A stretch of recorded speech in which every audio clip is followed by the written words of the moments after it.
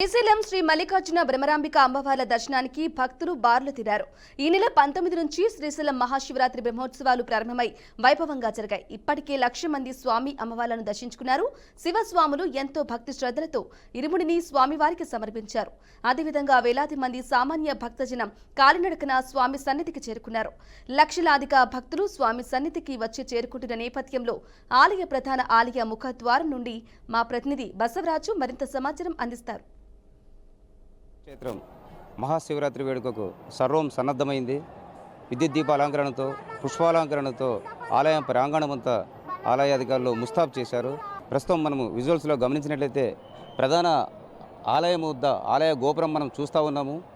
ఈ ఆలయ గోపురం అంటే ఈ ప్రధాన ఆలయ గోపురం పక్కనున్న నందులకు రేపు రాత్రి అర్ధరాత్రి పాగాలంకరణ కార్యక్రమము అంగరంగ వైభవంగా జరుగుతుంది.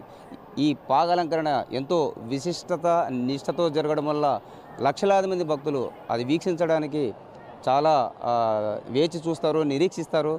వారి జీవితం సార్థకమవుతుందని ప్రగాఢంగా నమ్ముతారు. శివస్వాములు లక్షలాదిగా తరలివచ్చి శివనామస్మరణతో ఈ ఆలయ ప్రాంగణం అంతా రేపు మారుమోగుతూ ఉంది. మనం గమనించినట్లయితే అంటే ఏదైతే శ్రీశైలం ప్రధాన ఆలయ ద్వారం వద్ద అంటే విద్యుత్ దీపాలంకరణలతో పండుగ వాతావరణం నెలకొంది. స్వామీజీ చెప్పండి,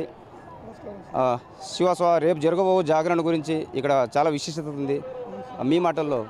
స్వామి ఎంతో ప్రసిద్ధిగాంచినటువంటి శ్రీ గంగా బ్రహ్మరాంబ సమేత మల్లేశ్వర స్వామివారి సన్నిధానానికి నిన్నటి రోజు నేను స్వామివారికి ఉదయం నేను ఇరుముడి కట్టించుకొని నిన్న చీరాల గ్రామం నుంచి శ్రీశైలం దర్శించుకొని స్వామివారిని దర్శించుకునేందుకు బయలుదేరి వచ్చినాను. రాత్రి స్వామివారిని దర్శించుకొని స్వామివారికి నిన్న ఇరుముడి సమర్పించుకొని ఈ పూట కూడా మళ్ళీ స్వామివారిని దర్శించుకొని స్వామివారి సన్నిధానికి వచ్చి ఉన్నాను. ఈ యొక్క అంగరంగ వైభవంగా ఈ యొక్క కాంతులతోనూ పూలాలంకరణతోనూ స్వామివారిని దర్శించుకొని ఉన్నాను. ఎంతో పూర్వజనం సుకృతం అయి ఉంటేనే ఈ యొక్క శివభక్తులందరూ కూడా స్వామివారి సన్నిధానికి వస్తారు. ఎంతో హరహర మహాదేవ శంభో మహాదేవ శంకర శివ శంకర శివ శంకర ఓం నమ శివాయ ఓం నమ శివాయ ఓం నమ శివాయ. చిన్నారులు చెప్పండి, వేషధారణ వేసావు, ఏం డ్యాన్స్ చేస్తున్నావు, ఏం పాత్ర ఇది? ఏం పాటకి డ్యాన్స్ చేస్తున్నావు తల్లి? భరత వేదముగా సాంగ్.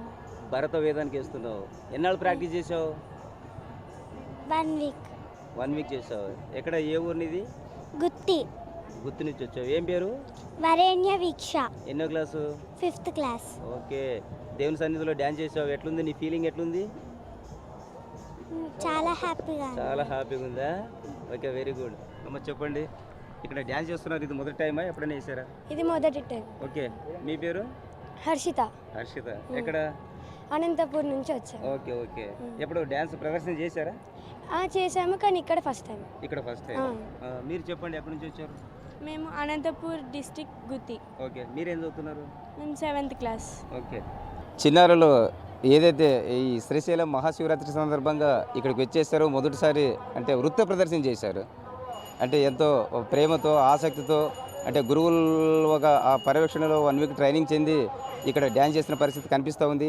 ఈ విధంగా అనేక మంది అంటే చిన్నారులతో పాటు పెద్దలు వివిధ వేషధారణలు, పార్వతి పరమేశ్వర వేషధారణలు, అదేవిధంగా సాంస్కృతిక కార్యక్రమాలు, అదేవిధంగా మంగళ వాయిద్యాల మధ్యన అదేవిధంగా గ్రామోత్సవము అంగరంగ వైభవం జరిగింది.